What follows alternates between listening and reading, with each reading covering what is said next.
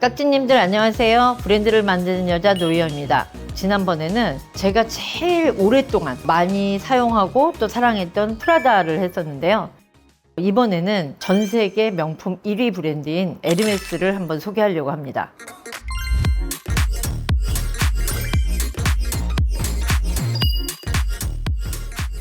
에르메스가 명품 1위예요? 1등이 됐죠. 제품 퀄리티나 고객들에 대한 퀄리티 이런 거는 사실 항상 1등이었는데 시가총액도 1위를 했죠.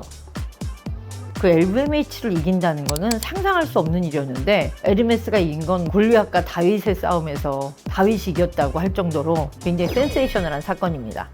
재밌는 거는 에르메스는 한 번도 갑자기 확 올라간 그런 그래프가 아니라 매해 계속 성장하는 브랜드예요. 지금까지도. 작년에는 거의 다 마이너스를 굉장히 많이 쳤는데도 에르메스만큼은 마이너스를 기록한 적이 지금 없어요. 그러니까 1등이 된 거예요. 근데 이거 다 에르메스 모으신 거예요? 네네네. 브랜드를 만드는 사람으로서 모든 브랜드에 대해서 이해하고 디자인이 어떻게 만들어졌고 저는 이런 게 너무 궁금해서 모으는 거지. 이제 에루샤라 그러거든요. 에르메스, 루비통, 샤넬 3대 브랜드라고 해요. 근데 이 에루샤뿐이 아니라 저는 뭐 구찌, 그다음에 제가 지금 입고 있는 사카이, 꼼데 가르송 정말 모든 브랜드에 대해서 저는 대답할 수 있을 정도로 브랜드 매니아다 보니까 사용한다기보다 약간 컬렉션으로 모았던 것 같아요. 그래서 제 뒤에 있는 지금 가방들은 막 40년, 30년, 뭐 저희 어머니가 주신 것도 있고 그런데 에르메스는 어떻게 볼 때는 근데 솔직히 말하면 좀 무서워요.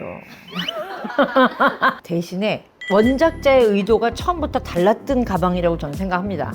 저번에도 롤로 피아나나 이런 그 물건들은 실용성으로 이야기하는 게 아니라고 했잖아요. 그래서 일하는 여자들한테 프라다가 맞는다 한 것처럼 사실 에르메스도 일하는 여자들이 실용적으로 들을 수 있는 백은 사실 아닌데 그렇게 열광하는 이유가 뭘까요? 에르메스가 지금까지 지킨 거는 여러 가지 이유가 있는데요.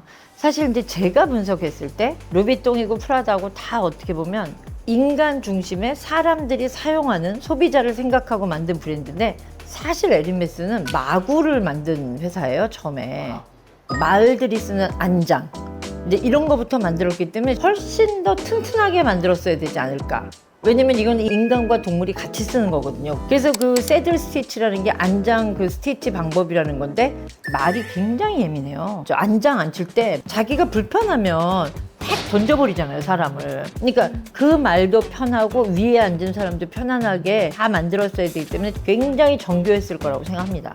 튼튼하고 오래 쓸 수 있는 그런 거를 기본적으로 시작한 회사이기 때문에 스타트가 저는 다르다고 생각하고 피에르 에르메스가 1837년 매장을 처음 내셨다 그러는데 그 철학이 지금까지 가고 있다는 게 저는 대단한 회사라고 생각해요. 마구 회사에서 변형을 하기 시작한 이유는 이제 말이 교통수단이었다가 20세기 들어오면서 이 자동차가 생겼잖아요. 그러니까 그들이 이거 뭐 어떡하지?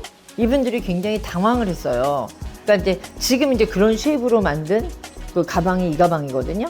양동이? 그러니까 이제 마구 청소하는 이제 그런 쉐입으로 만들었다고 해서 이게 이제 스페셜 에디션인데 그들이 자기들이 사용했던 이런 여러 가지 디자인을 이용해서 여행용 가방도 만들고 액세서리 뭐 이제 이런 걸 시작하면서 스카프가 굉장히 중요한 아이템이에요. 에르메스에서는. 지금 전 세계에서 에르메스만큼 스카프를 파는 회사는 없어요. 그만큼 스카프를 잘 만드는 회사인 거죠. 이거는 사실 제가 20 몇 살 때 산 스카프예요. 이게 제가 그러니까 한 40년? 이게 에르메스 아주 원형 디자인이었어요, 사실은. 근데 에르메스는 변하지 않는 게 한 땀 한 땀 다 핸드 스티치 한 이거 40년씩 써도 이 스티치가 풀리는 걸 한 번도 본 적이 없는 것 같아요. 와. 저는 40년을 에르메스 스카프를 거의 100장 이상 써본 사람 같은데 이 스티치가 빠지는 적을 전 본 적이 없어요. 그러니까 이게 어떤 스페셜한 테크닉이 아닐까 생각합니다. 어느 다른 브랜드도 이제는 패턴 자르는 사람, 뭐 가방 쉐입하는 사람, 반지라는 사람 이렇게 분업화돼 있다 그래요. 생산성을 높이기 위해서. 근데 에르메스만큼은 아직도 한 장인이 18시간에서 40시간을 한 제품을 만드는 거예요. 이게 에르메스 마스터 스쿨이라고 해서 한 3년 정도 교육을 받고 그다음 실전에서 3, 4년을 받고 그 정도 돼야 이제 장인으로 가방을 하나 온전히 만들 수 있는 그런 장인이 되는데, 악어백 같은 경우는 10년 한참 더 지나야지만이 만들 수 있다 그래요. 진짜 그 벌킨백을 지금도 하나 갖고 싶다 하면은 그 백을 하나 받기 위해서는 크레딧을 쌓아야 돼요. 그냥 무조건 나는 벌킨백을 갖고 싶어요 가서 얘기한들 보여주지도 않고, 그 다음에 매장에 보면요, 그냥 이것은 파는 물건이 아닙니다 라고 다 써 있어요. 에르메스에 얼마만한 로열티를 갖고 있냐에 따라서 그것을 줄 수 있다 없다를 판단하거든요. VIP라는 게 이제 그냥 상업적으로만 얘기하면 매출이냐, 근데 그것보다는 정말 에르메스를 얼마나 많이 사랑하고 사용하느냐, 이런 것도 많이 보시는 것 같아요. 사실은 백을 많이 사면 소용이 없어요. 그건 크레딧을 안 쳐. 라이프스타일로 뭐 예를 들어서 가구를 산다든지 주얼리를 산다든지, 그리고 너무 왜 힙한 아이템만 사잖아요? 그럼 또 그게 아니야. 안 돼. 그러니까 너무 유행만을 쫓아가서 사는 그런 것도 아니고, 그러니까 사실은 어떻게 뭐 나쁘게 보면 좀 치사하죠? 그러니까 그런 장인 정신, 희소성, 사랑하게 만들어서 존경한 우리의 고객이냐 아니냐 하는 판단, 이런 모든 것들이 오늘날의 에르메스를 만든 것 같아요. LVMH가 제일 갖고 싶었던 브랜드가 에르메스예요. 장인 정신이 가장 마지막으로 남은 브랜드라고 본인도 알았거든. 에르메스가 이제 안 파니까 주위에서 주식을 몰래 사 모은 거죠. 그러니까 여러 가지 방법을 이용해서. 그래서 이제 마지막에 17% 이상 되면 공시를 해야 되니까 공시하기 전에 전화를 했대요, CEO한테. 나 아르노인데 내가 이번에 에르메스 주식을 100% 이제 갖게 돼서 공시하려고 하는데 하고 통보 드립니다 라고 했더니 그 CEO가 그렇게 말했다 그래요. 아름다운 여자를 갖고 싶으면 프로포즈를 멋있게 해야지, 그렇게 뒤에서 덮치는 건 비겁한 일이다. 아주 멋있게 이야기를 하고 얼마나 화가 났겠어요. 그래서 이제 바로 회의를 해서 오너들이 갖고 있는 지분을 다 한쪽으로 몰아서 이제 물리친 거예요. 그래서 이제 LVMH가 포기를 하게 됐어요. 고모님도 버킨백이 있으세요? 있죠. 네. 그럼 실적을 쌓아서 받으신 거예요? 아니에요. 3, 40년 전에 그런 건 없었어요. 기다리면 줬어요. 그때 당시에는. 3, 40년 전에 그렇게 살 수 있었던 가방이 이제 너무 많은 수요가, 이게 경쟁이 점점 치열해지는 거예요. 다른 브랜드 백들은 1년 지나고 2년 지나면 너 저거 2022년도 가을 겨울? 자, 저거 1999년 가을 겨울? 이렇게 알 수 있는데, 사실 에르메스 스타일은 저게 30년이 지난 건지. 그때는 가격이 얼마 정도였어요? 그때도 비쌌지만 다른 가격이 올리는 거에 비해서 에르메스는 그렇게 가격을 터무니없이 올리지는 않는 것 같아요.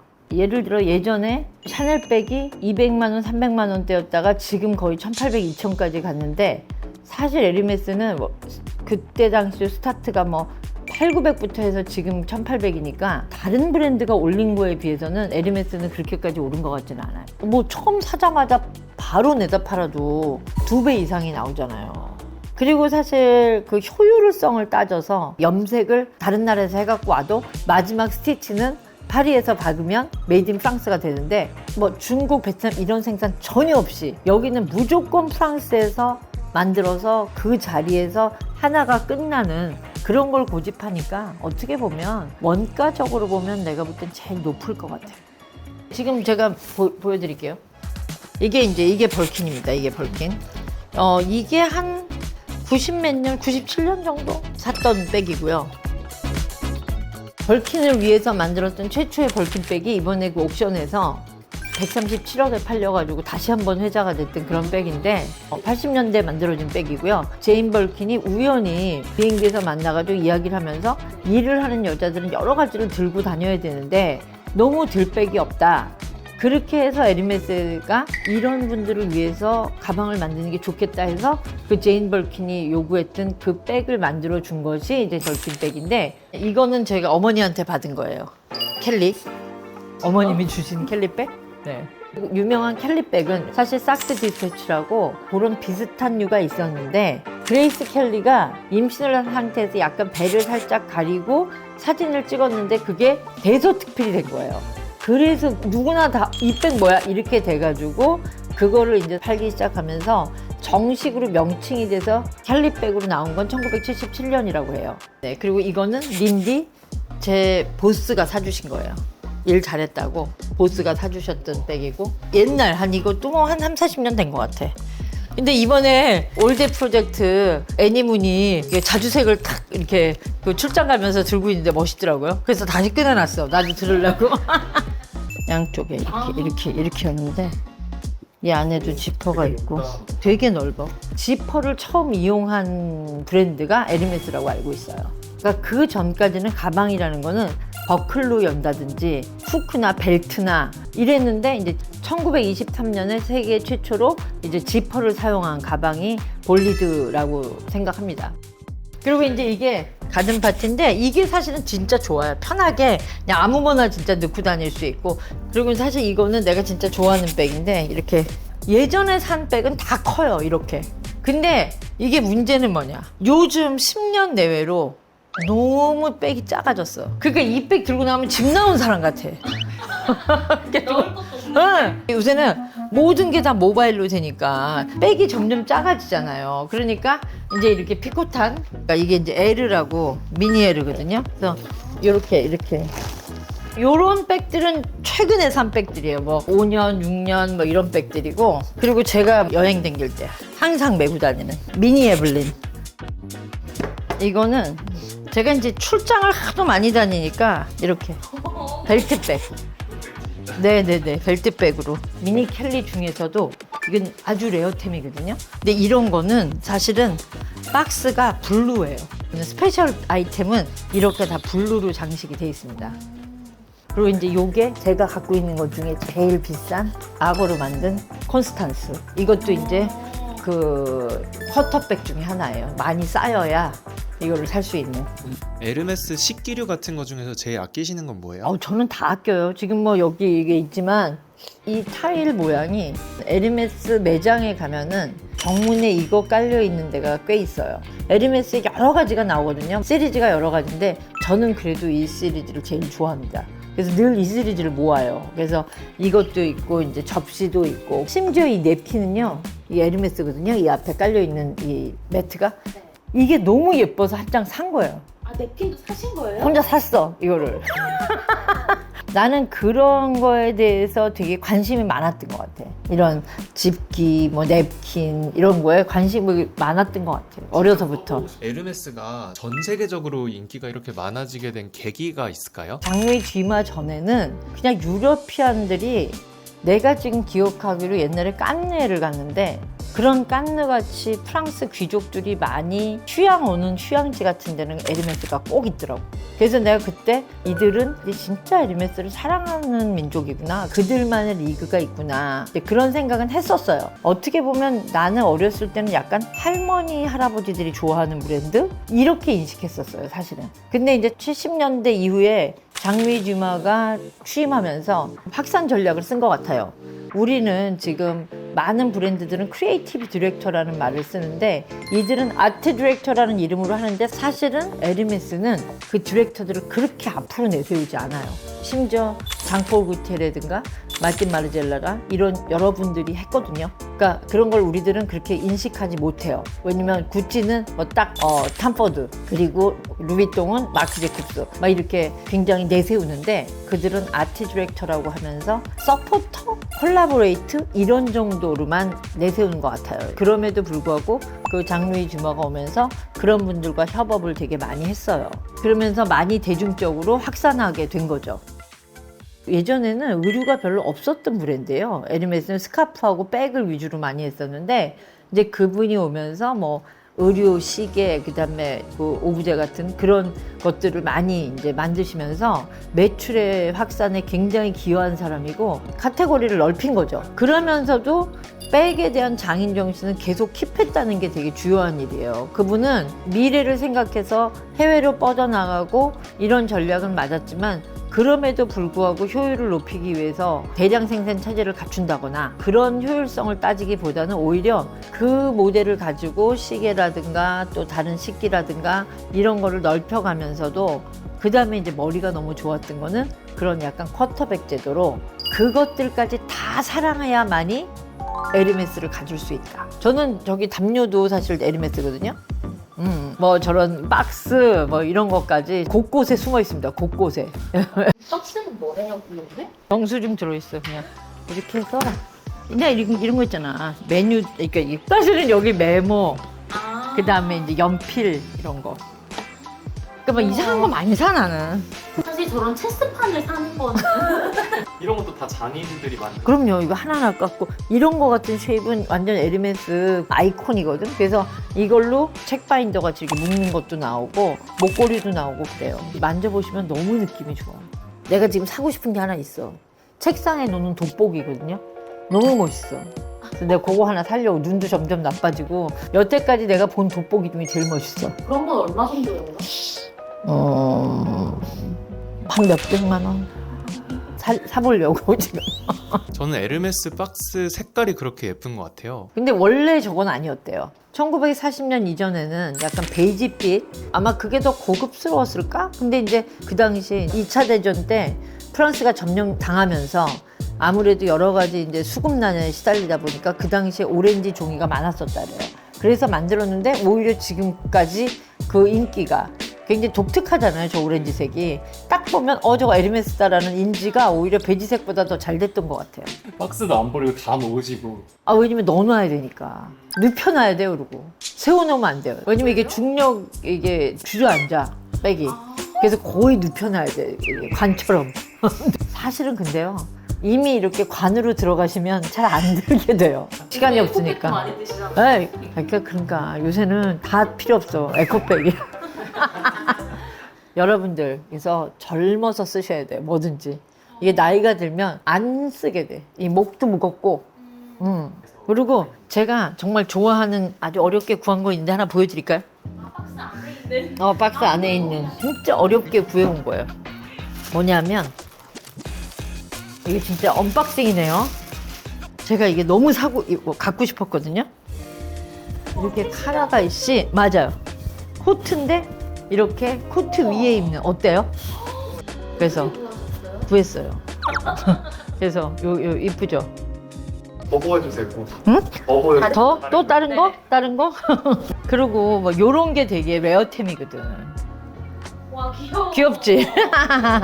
이거 그 블루예요, 블루. 아까 내가 얘기했잖아, 레어템 블루. 그리고 진짜 오래된 거네 하나 보여줄까? 네. 옛날 에르메스는 이래요, 로고가. 지금이랑 달라. 네, 지금이랑 다르고. 몰라, 이것도 한 20년 되지 않았을까? 근데 고모님 그 코트랑 이거 이번에 생각한 톤이랑 좀 비슷한 것 같아요. 맞아. 맨날 똑같은 거. 맨날. 그 다음에 예를 들어 이런 게 색깔은 괜찮잖아, 이렇게 맞추면. 스타일링 하시는 거 한번 보여주세요. 스카프. 근데 스카프 매는 방법도 뭐 가지가지인데 이렇게 해서 이렇게 해서 이렇게 해서 이렇게 묶을 때가 있고, 겨울에는 이걸 하지만 내가 제일 좋아하는 건 사실 이런 거야, 이런 거. 나 맨날 이런 거 목에다 묶고 다니잖아. 이게 45거든. 근데 이런 거는 여기 이렇게 목에다 항상 내가 묶고 다니잖아, 셔츠 입고. 이렇게. 입문템으로 추천해 주실 만한 거 있을까요? 입문은 뭐 에블린? 그게 제일 좋아요. 그거는 뭐 한 300만 원대거든요. 근데 평생 쓸 수 있으니까. 그러니까 그런 에블린을 뭐 예를 들어 카멜 색깔을 산다든지, 그러니까 뭐 에르메스 다운 있잖아요. 그러니까 에르메스를 사야 되는 이유가 있다면? 뭐 모든 게 이 세상에 꼭 사야 되는 게 어딨어요. 내가 마음에 들어야 사는 거지. 근데 에르메스는 누가 그랬대잖아. 우리는 가방이 아니고 에르메스라고. 그 정도로 브랜드에 대한 자신감이 있는 거거든. 그런 것처럼 사실은 에르메스는 우리는 진정한 명품이다. 누구도 우리를 대체할 수 없다. 아이폰도요. 처음에 나왔던 아이폰 기억해요? 약간 이렇게 동그래서 왜. 네. 그거는 지금 봐도 멋있어요. 그래서 클래식이라는 거, 변치 않는다는 거, 사랑받는다는 거. 그러니까 그런 것처럼 저는 인생에서 인간이 가질 수 있는 것 중에 이 변치 않는 진정성? 이거를 저는 에르메스가 갖고 있다고 생각해요. 세월이 다 바뀌어도 그들이 끝까지 지켜내는, 사실 그게 우리가 지금 말로 이야기하지만 쉽지 않아요. 사실은 이제 기타 브랜드들은 다 변했어요. 퀄리티도 변했고, 정말 에르메스만은 지금도 이 스카프가 제가 40년 전에 산 이 스티치한 방법과 지금 방법도 똑같이 하고 아무도 이렇게 할 수 없다고 생각하는데 그걸 아직도 하고 있다는 게 전 대단해요. 그 과정 중에 엄청나게 아마 부침이 있었을 거예요. 왜냐면 힘들거든. 그 장인을 키워내는 것도 힘들고 막 만들어서 내다 팔고 싶은 그런 감정이 왜 없었겠어요. 근데 이제 그걸 버텼다는 게 대단한 회사지. 그리고 제가 에르메스에 진짜 멋있다고 생각하는 건 아티스트와 콜라보를 굉장히 잘해요. 그것도 내놓지 않고. 우리 그때 상하이에 봤을 때도 그런 쇼윈도우 디스플레이 우리나라 작가들하고 다 콜라보해서 많이 했고, 그리고 그들의 그런 패션쇼 기획 이런 게 다른 데와 완전 달라요. 날림으로 하는 게 없어요, 에르메스는. 무엇도. 마케터가 없어요, 에르메스는. 마케팅을 안 한다고 해. 그러니까 그분들은 이제 에르메스는 확산형을 원하는 게 아니라 내가 갖고 있는 내 고객에 대해서 어떻게 만족을 주느냐. 그 쇼윈도우를 보면서 내 고객이 감동할. 아, 이번에는 이 작가하고 하는구나. 이제 이런 것들. 근데 이 또 에르메스가 히트가 특이한 게 뭐냐면 온라인은 굉장히 빨리 시작했어요. LVMH보다 온라인 훨씬 더 빨리 시작했어요. 그 장루이 듀마가 사업적으로는 굉장히 또 빠른 사람이에요. 그래서 온라인을 굉장히 빨리 시작한 회사예요. 그리고 요새 이제 코스메틱에 되게 열을 내시고 계신 것 같아요. 코스메틱에. 참 어떻게 보면 저는 브랜드를 하는 사람 입장에서 에르메스처럼 부러운 브랜드도 없고 에르메스처럼 멋있는 브랜드는 없습니다. 그래서 세계 2위가 될 수 있는 거예요. 저는 브랜드를 지키는 힘, 그리고 내가 가야 할 방향이 무엇인지 정확히 아는 사람들이 저는 에르메스라고 생각해요. 예를 들어 라면집 하나를 해도 우리는 항상 라면을 생면으로 뽑는다. 공장에다가 맡겨서 해올 수 있지만 나는 그럼에도 불구하고 우리 집 면은 무조건 핸드메이드로 만들겠다. 이거를 오래 지키잖아요. 그것도 브랜드가 됩니다. 왜냐면 우리가 평양냉면에서도 만두 저희가 만들고 상거리 푸주간에서도 냉면 우리가 직접 뽑는데 사실 다 하지 말라 그래요, 나한테. 냉면 그렇게 많이 안 팔리면 저기 받아서 해도 되지 않냐. 근데 아닙니다. 저는 상거리 냉면은 그렇게 시작했기 때문에 그걸 지켜야 됩니다. 그렇게 얘기하거든요. 그런 것처럼 사람이 어떤 브랜드를 만들었을 때 그게 힘들거나 못할 수 있을 때도 그걸 갖다 끝까지 지켜내서 오랜 기간이 사람들한테 인정받으면 그게 바로 브랜드거든요. 그래서 저는 지금 브랜드에 흔들리신다거나 효율적으로 보면 이걸 해야 되는데 과연 그게 반드시 효율적이지만은 않아요. 그래서 그거를 알려주는 브랜드가 에르메스라고 저는 생각해요. 에르메스의 철학을 이해하면 사실 에르메스의 충성 고객이 되게 돼 있어요. 그래서 제가 돈을 못 모읍니다.